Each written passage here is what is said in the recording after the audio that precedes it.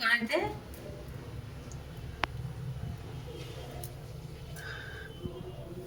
আজকে হবে হচ্ছে মোগলাই আর বেশ ঝাল ঝাল কষা কষা আলুর তরকারি।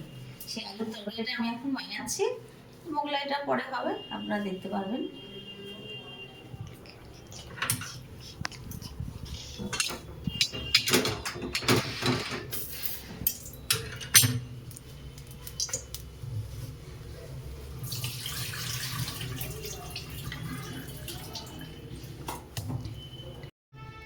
অল্প একটু গোটা জিরে ফোড়ন দিয়ে দিই।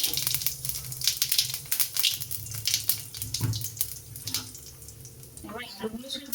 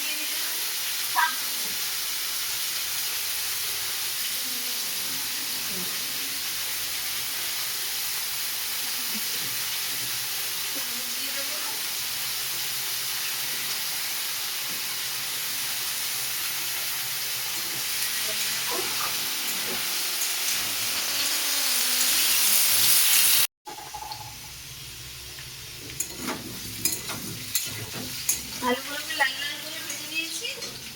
এবার এর মধ্যে আদা, রসুন, কাঁচা লঙ্কা, জিরা গুঁড়ো, কাশ্মীরি লঙ্কার গুঁড়ো রং হওয়ার জন্য আর হলুদ সব মিশিয়ে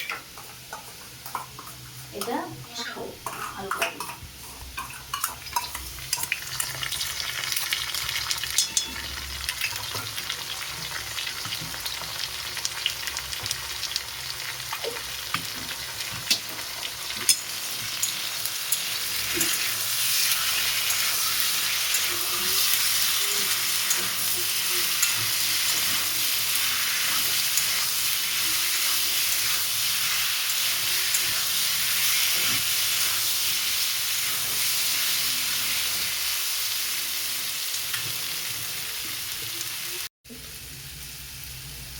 অল্প একটু নুন দিয়ে দিলাম।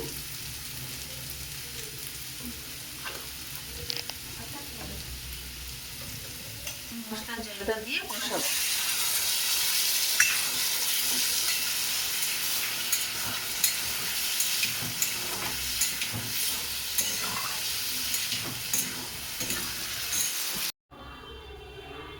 আজকে আমাদের মোগলাই হবে, তার জন্য মোগলাইয়ের যে পুরটা, বিস্কুটগুলো দিয়ে যে পুরটা হয় মোগলাইয়ের ভেতরে, সেই পুরটা আমরা বানিয়ে নেব। তার জন্য সবার আগে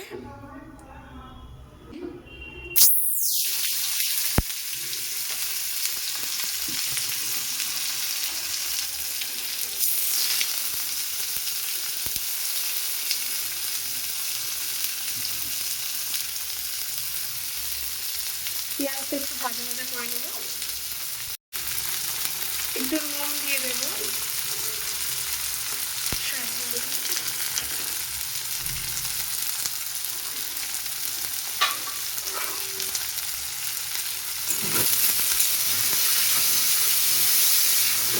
বেশি ভাজা যাবে না, মানে সামান্য হালকা একটু পেঁয়াজটা যখন ভেজে যাবে, নরম হয়ে যাবে,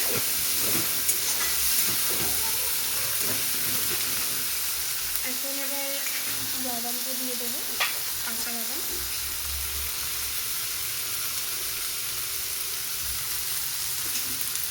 কাঁচা বাদাম সমেত পেঁয়াজটাকে ভাজবো।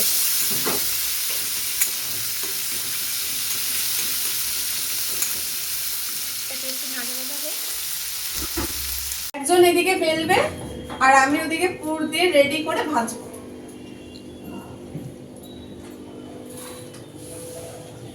চলো, লিচি হয়ে গেছে, এবারে বেলা হচ্ছে।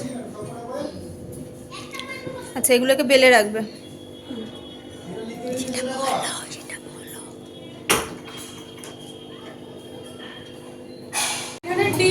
দিয়েছি একটা ডিম, বিস্কুট গুঁড়ো দিয়েছি, আর একটু দেবো, আর একটু বিস্কুট গুঁড়ো লাগবে, একটু পাতলা হয়ে গেছে, আর একটু বিস্কুট গুঁড়ো দেবো। এই বিস্কুট গুঁড়ো বানানোটা তখন আমি দেখিয়েছি।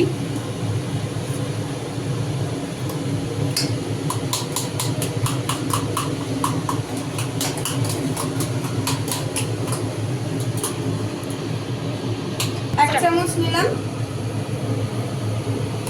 আর একটু নিলাম, নিয়ে এটাকে সুন্দর করে এরকমভাবে করে দেবো।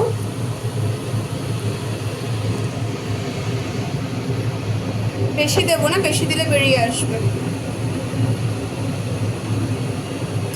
এবার এটাকে ভাজ করব, ভালোভাবে চেপে চেপে ভাজ করবো যাতে খুলে না যায়। আলতো করে ভাজ করলে খুলে যায়।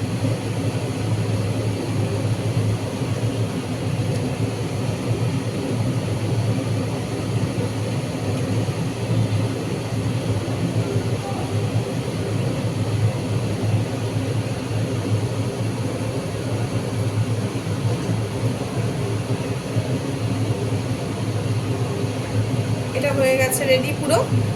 এবার তেলে ছেড়ে দেবো এটা।